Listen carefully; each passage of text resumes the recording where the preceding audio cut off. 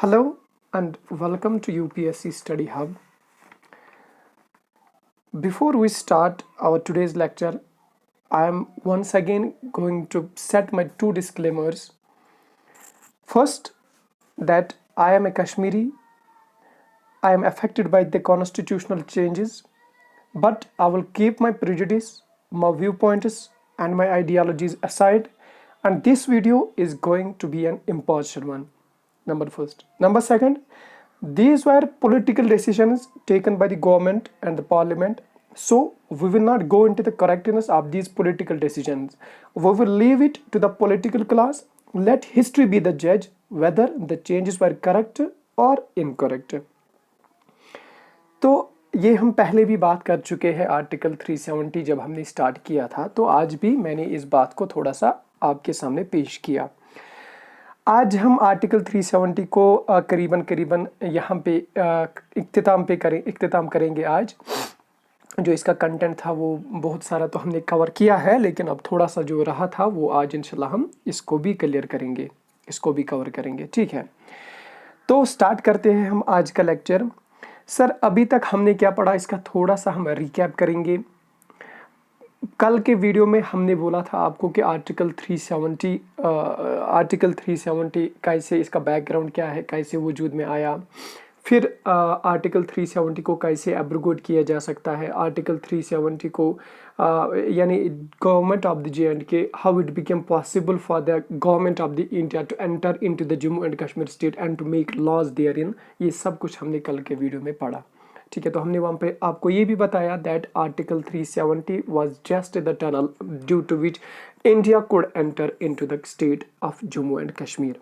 ठीक है, आज हम अपना लेक्चर जो स्टार्ट कर रहे हैं उसमें आज हम पढ़ेंगे कि आर्टिकल 370 को कैसे एब्रोगेट किया जा सकता था। ये मैं बात कर रहा हूँ 5 अगस्त छोड़ के, यानी 5 अगस्त से पहले वाली बात मैं कर रहा हूँ, यानी 5 अगस्त 2019 को जब 370 रिवोक किया गया, एब्रोगेट किया गया, लेकिन इससे पहले की मैं बात कर रहा हूँ।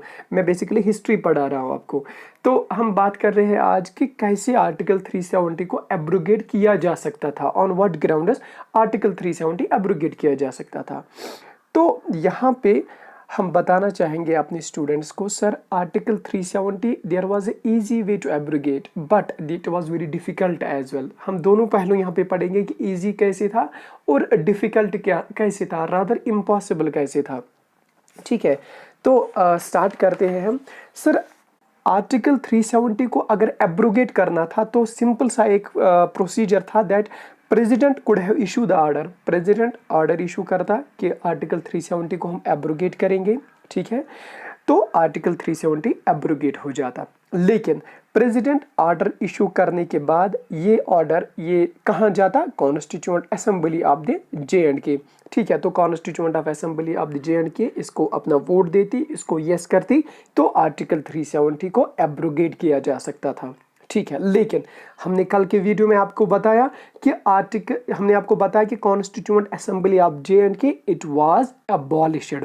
ठीक है, 1956 के बाद कॉन्स्टिट्यूएंट असेंबली ऑफ JNK को अबॉलिश किया गया था। ओके, सो अब अगर कॉन्स्टिट्यूएंट असेंबली एब्सेंट है, ठीक है, तो आर्टिकल 370 जो है one can not abrogate it. ठीक है, लेकिन इसमें अब बहुत सारे आर्ग्यूमेंट्स थे। सर हम कैसे आर्टिकल 370 को एब्रोगेट कर सकते थे, क्योंकि कॉन्स्टिट्यूएंट असेंबली तो अब नहीं थी। ठीक है, तो बहुत सारे आर्ग्यूमेंट्स इसमें आए। पहला आर्ग्यूमेंट ये आया कि अगर अब कॉन्स्टिट्यूएंट असेंबली है ही नहीं तो हम क्या करेंगे, हम प्रेसिडेंट को ये बोलेंगे कि प्रेसिडेंट साहब please issue an order and abrogate and revoke the article 370। तो प्रेसिडेंट क्या करते, प्रेसिडेंट ऑर्डर इशू करते और उसके बाद आर्टिकल 370 रिवोक हो जाता। This was one argument. ठीक है, नंबर सेकंड आर्ग्यूमेंट क्या था, नंबर सेकंड आर्ग्यूमेंट ये था कि सिंस ये जो constituent assembly of JNK it was necessary, क्योंकि अगर आर्टिकल 370 आपको एब्रोगेट करना है तो इसके लिए आपको कॉन्स्टिट्यूएंट असेंबली ऑफ JNK का होना जरूरी है। ठीक है, तो इसके लिए क्या होता है, सेकंड आर्गुमेंट ये था कि just make an constituent assembly of J, क्योंकि आपको पता है 1956 में कॉन्स्टिट्यूएंट असेंबली को अबॉलिश किया गया था। तो अब कैसे हम आर्टिकल 370 को रिवो करते कि एक फंडा ये था, एक आर्गुमेंट ये था कि हम कॉन्स्टिट्यूएंट असेंबली फिर से बनाएंगे जम्मू एंड कश्मीर में, तो उनको बोलेंगे कि आप इसको यस कीजिए, आप इसको साइन कीजिए कि आर्टिकल 370 को रिवो करना है आफ्टर द प्रेसिडेंशियल ऑर्डर आने के बाद कॉन्स्टिट्यूएंट असेंबली जो अब नई बनेगी वो इसको यस देते और आर्टिकल 370 एब्रोगेट हो जाता। ठीक है, लेकिन इसमें भी एक ड्रॉबैक था, इसमें भी बहुत बड़ा लिमिटेशन था। कॉन्स्टिट्यूएंट असेंबली जो हम पहले ही बात कर चुके हैं, this was A sovereign body. ठीक है, इसी को सब कुछ फिर डिटरमाइन करना था, डिसाइड करना था। तो अगर कॉन्स्टिट्यूएंट असेंबली बन जाती और फिर कॉन्स्टिट्यूएंट असेंबली बोलती कि the state of Jammu and Kashmir declare ourselves sovereign socialistic Republic, ठीक है, तो इंडिया से हमेशा के लिए जम्मू एंड कश्मीर स्टेट का नाता टूट जाता और हमेशा के लिए ये स्टेट जो जम्मू एंड कश्मीर थी ये बिल्कुल इंडिया से कट जाती और अलग एक कंट्री, अलग एक स्टेट के रूप में आ जाती। ठीक है, तो this was number second argument जिसकी वजह से आर्टिकल 370 को एब्रोगेट किया जा सकता था। नंबर थर्ड आर्गुमेंट क्या था सर? नंबर थर्ड आर्गुमेंट ये था कि नंबर थर्ड आर्गुमेंट ये था कि जो हमने पहले ही बोला 1956 से पहले आर्टिकल 370 को हमने क्या नाम रखा था कॉन्स्टिट्यूशन ऑफ इंडिया में? Temporary provision. ठीक है, क्यों? क्योंकि मैंने आपको पहले ही बोला it was just a tunnel due to which India could enter into Jammu and Kashmir. Article 370 ही की वजह से Jammu and Kashmir was going to decide its own fate with the country of India. ठीक है, तो इसकी वजह से दैट इज वाई मैंने आपको बोला भी अपनी वीडियो में कि टेम्पोरेरी क्यों कहते थे। ठीक है, क्योंकि प्लेबिसाइड यहाँ पे होना था, that's why it was temporary. लेकिन जब 1956 के बाद जब यहाँ पे कॉन्स्टिट्यूएंट असेंबली ऑफ जे को अबॉलिश किया गया, ठीक है, तो इनका एक और आर्ग्यूमेंट ये था कि that this temporary provision has now become permanent, क्योंकि 1956 के बाद तो अब कॉन्स्टिट्यूएंट असेंबली अबॉलिश हो चुकी है। So this temporary provision has now become the permanent provision and is a basic structure of the India. और ये क्या है? This is the basic structure of India. और बेसिक स्ट्रक्चर ऑफ इंडिया ये जो है this is the basic structure in the constitution of India. This was one more argument. Okay, तो इसी तरह से फोर्थ आर्ग्यूमेंट क्या आ चुका था? वो ये था कि दैट हम आर्टिकल, ये आपको इंपॉर्टेंटली याद रखना है क्योंकि इसी लॉ से फिर अब जो नया वाला आर्टिकल जो आर्टिकल 370 है, यानी जो रिसेंटली उन्होंने एब्रोगेट किया गया 5 अगस्त 2019 को, तो इसी को वजह से ये जो फोर्थ आर्ग्यूमेंट है इसी आर्ग्यूमेंट के कंकरेंस से, इसी आर्ग्यूमेंट को मद्देनजर रख के उन्होंने ये जो 370 है इसको एब्रोगेट किया। तो फोर्थ आर्ग्यूमेंट क्या था sir? Fourth argument was just pass a law under article 368। आपको पता ही है दैट आर्टिकल 368 क्या है in the constitution of India? वो ये कि कैसे पार्लियामेंट को अथॉरिटी मिलती है that he can amend the constitution of India. ठीक है, वो कैसे अमेंड कर सकते हैं कॉन्स्टिट्यूशन ऑफ इंडिया। ठीक है, तो ये कहते हैं कि 368 के अंदर ही हम एक लॉ पास करेंगे। Under the article 368 we can pass a law जिससे आर्टिकल 370 डिलीट हो जाए, एब्रोगेट हो जाए।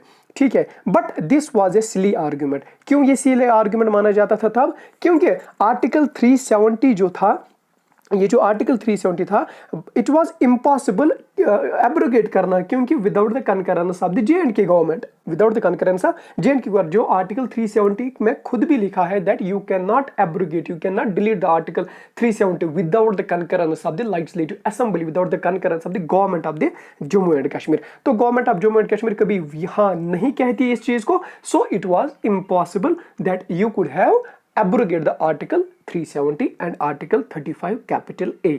Okay.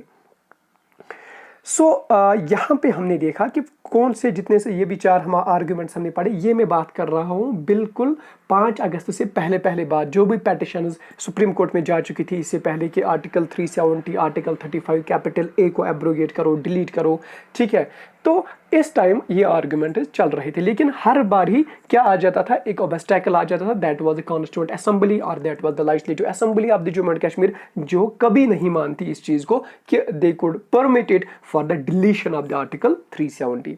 लेकिन इसके बाद क्या हुआ, नया सिनेरियो क्या है, वो भी हम इसी लेक्चर में कवर करेंगे। लेकिन थोड़ा सा आपको यहां पे मैं बताना चाहता हूं कि जो इससे पहले कि हम उस चीज़ पे जाए कि कैसे फिर आर्टिकल 370 को यहाँ से एब्रोगेट किया गया, डिलीट किया गया, उस चीज़ पे हम बाद में आ जाएंगे। लेकिन थोड़ा सा मैं आपको यहाँ पे क्लियर करना चाहता हूँ कि ये जो Jammu and Kashmir reorganisation act of 2019, ठीक है, इसके बारे में थोड़ा सा मैं आपको बताना चाहता हूँ कि जब ये आर्टिकल 370 अब एब्रोगेट किया गया, किस ग्राउंड पे अब एब्रोगेट किया गया, फॉरएवर के लिए एब्रोगेट किया गया। 2 केस सुप्रीम कोर्ट में चल रहा है, लेकिन in future it may be possible that it has been abrogated forever, इसीलिए मैं फॉरएवर कह रहा हूँ। तो आज जो ये Jammu and Kashmir reorganisation act फिर आया, जिसमें बताया गया कि Jammu and Kashmir state has been downgraded and it has been bifurcated into the 2 union territories। ठीक है, जो हम सबको पता है कि Jammu and Kashmir UT and Ladakh UT बन गई है, इस चीज को डिवाइड किया गया। ठीक है, it was the reorganisation act 2019। Okay, लेकिन किस एक्ट के तहत, किस आर्टिकल के तहत ये पार्लियामेंट ऑफ इंडिया ने इस चीज को बाइफरकेट किया, यानी जम्मू एंड कश्मीर स्टेट को डाउनग्रेड किया, जम्मू एंड कश्मीर स्टेट को बाइफरकेट किया into the 2 union territories, that is the union territory of Jammu and Kashmir and union territory of the Ladakh. आपको पता है कि article 3 of the Indian constitution में जहां पे ये लिखा है कि parliament has been authorised, parliament को अथॉरिटी है कि he can go for the separation of the territory, he can increase the area of the state. Okay, यहाँ पे मैं आपको थोड़ा सा दिखाता हूँ। Separation of the territory, increase the area of any state, parliament has been authorised to diminish the area of any state, parliament can alter the boundary of any state and parliament can alter the name of any state by a simple majority. ठीक है, लेकिन sir यहां पे आप देखते हैं कि parliament को इतना पावर मिल चुका है, parliament I mean to say centre, so centre को इतना पावर मिल चुका है कि he can without the consent of the state he can increase the area, he can separate the territory, he can break the territory, bifurcate the territory into the 2 UTs, he can alter the boundary of the state, he can alter the name of the state without the consent of the state, state को पूछे बिना parliament. सो इसका मतलब ये होता है ना कि मतलब यहां पे ये जो आर्टिकल 3 है, it sucks out the federalism concept in the country of India। So Indian Constitution में जो concept है फेडरलिज्म का, बहुत सारी जब कॉन्स्टिट्यूशन ऑफ इंडिया फ्रेम किया गया था तब बताया गया था कि सर ये जो इंडियन कॉन्स्टिट्यूशन है, इज इट यूनिटरी? क्या यूनिटरी है? यूनिटरी क्या चीज होता है? यूनिटरी होता है कि सिर्फ सेंट्रल कंट्रोल करता है, स्टेट्स को कोई अथॉरिटी नहीं है कोई भी चीज करने के लिए। So is it unitary? तो बोला गया नो इट्स नॉट यूनिटरी। किसी ने बोला हाँ इट इज यूनिटरी। तो इसी तरह से बोला गया इज इट फेडरल? क्या फेडरल मतलब होता है जहां पे सेंटर को अलग पावर्स होते हैं और स्टेट को अलग पावर्स होते हैं, डिवीजन ऑफ पावर्स होते हैं। ठीक है, वो दोनों अपने अपने पावर से एंजॉय करते हैं, सेंटर और स्टेट। तो अब बोला गया कि नहीं, क्योंकि बहुत जगह पे ऐसी चीज है कॉन्स्टिट्यूशन ऑफ इंडिया में जहां पे हम देखते हैं कि सेंटर इज डोमिनेंट। ठीक है, तो यूनिटरी इस चीज का मतलब हुआ फिर, ठीक है, तो फेडरेशन भी नहीं है। तो फिर बहुत सारे लोगों ने अपनी राय दी जहां पे ये बताया गया कि इट इज क्वाजी फेडरल, यानी it tends to be federal. So ये क्वाजी फेडरल है। ठीक, लेकिन आर्टिकल 3 जो है यहाँ पे किस चीज में ज्यादा एम्फेसिस है? It is strong centre. यहाँ पे यूनिटरी वाला ज्यादा ये जो कंसेप्ट आता है कि यानी स्ट्रॉन्ग सेंटर है। So Indian constitution is unitary. So article 3 फिर से समझाएंगे, आर्टिकल 3 में कौन सा कंसेप्ट है? स्ट्रॉन्ग सेंटर वाला कंसेप्ट है। ठीक है, सो हम ये कहेंगे article 3 is centralised, article 3 has got the centralised tendency. Okay, देखो एक एग्जाम्पल से आपको समझाना चाहेंगे। जब 2014 में आंध्र प्रदेश रीऑर्गेनाइजेशन एक्ट आया था, कब? 2014 में। आप सबको पता है कि आंध्र प्रदेश में तेलंगाना को निकाला गया था और वहां पे एक्ट कौन सा आया था? Andhra Pradesh reorganisation act of 2014। ठीक है, क्या हुआ? ये बिल प्रपोज ही बेसिकली। इसके बाद ये बिल पहले जाती है प्रेसिडेंट ऑफ इंडिया को। जब ये बिल जाती है प्रेसिडेंट ऑफ इंडिया को, तो प्रेसिडेंट ऑफ इंडिया क्या करती है काम? ये गवर्नमेंट ऑफ दैट स्टेट ये इसको बिल पास करती है। तो प्रेसिडेंट ने भी यही किया कि इसने गवर्नमेंट ऑफ आंध्र प्रदेश को ये बिल पास की। तो गवर्नमेंट ऑफ आंध्र प्रदेश ने क्या किया काम, इन्होंने इस बिल को नो किया, मीन्स इन्होंने इस बिल को रिजेक्ट किया, बोला कि हमें बाइफर्केशन नहीं करना है, we don't want to carve out the Telangana from the Hyderabad, sorry from the Andhra Pradesh, ठीक है। लेकिन यहाँ पे आप याद रख ले कि जो भी स्टेट की कंसेंट होगी it is not binding on the president, president के लिए ये बाइंडिंग नहीं है कि स्टेट का वो माने, ठीक है। स्टेट ने तेलंगाना, आंध्र प्रदेश ने बोला था नहीं हमें बाइफर्केशन नहीं करना है, तेलंगाना को नहीं निकालना है यहाँ से, ठीक है। लेकिन प्रेसिडेंट ने उनका नहीं माना, उन्होंने बिल पे साइन किया और बिल गई पार्लियामेंट में सिंपल मेजॉरिटी में उनको सिंपल मेजॉरिटी मिली और दोनों लोकसभा राज्यसभा में बिल पास हो गई और इसके बाद आंध्र प्रदेश में से तेलंगाना को कार्व आउट किया गया, निकाला गया, ठीक है। तो इसका मतलब सर क्या होता है, इसका मतलब ये होता है कि यहाँ पे सेंटर जो है वो सेंट्रलाइज्ड टेंडेंसी है इस आर्टिकल 3 को, ठीक है। लेकिन अभी जब मैं बात कर रहा था इंडिया जम्मू एंड कश्मीर की, जब जम्मू एंड कश्मीर को, तो मैंने वहां पे एक टर्म यूज की थी डाउनग्रेडेड। क्यों डाउनग्रेडेड सर, क्योंकि एक तो होता है एक छोटा सा पार्ट किसी बड़े स्टेट में निकालना और उसको यूटी बनाना या अलग से स्टेट बनाना, लेकिन यहाँ पे एक बड़ी स्टेट को बिल्कुल तोड़ा गया, बिल्कुल 2 यूटीज में बनाया गया। एक तो छोटा सा पार्ट उसको निकाल के हम क्या करेंगे काम, उसको अंडर द यूनिटरी एडमिनिस्ट्रेशन में रखेंगे, लेकिन यहाँ तो पूरी की पूरी state he under the union administration I. So federalism को यहाँ पे ब्रेक किया गया, यानी जो स्टेट की जो अथॉरिटी थी वो अब नहीं रही, स्टेट की अथॉरिटी पूरी खत्म हो गई और स्टेट पूरी की पूरी under the control of the centre आई। तो यहाँ पे यूनिटरी का हिसाब तो चला, यहाँ पे अब तो सेंटर जो है हुकूमत कर रहा है Jammu and Kashmir union territory पे, जो पहले स्टेट थी, इसी तरह से लद्दाख पे, ठीक है। तो हम बेसिकली मैं आपको ये समझाना चाहता था कि जो आर्टिकल 3 है that has got the centralised tendency, उसमें क्या है, उसमें सेंट्रलाइज्ड टेंडेंसी है, ठीक है। अब आते हैं हम उस चीज पे जो मैंने छोड़ा था आपको, जो मैंने अभी बोला था कि हम बाद में डिस्कस करेंगे, वो था कि किस ग्राउंड पे आर्टिकल 360 को एब्रोगेट किया गया था, ठीक है।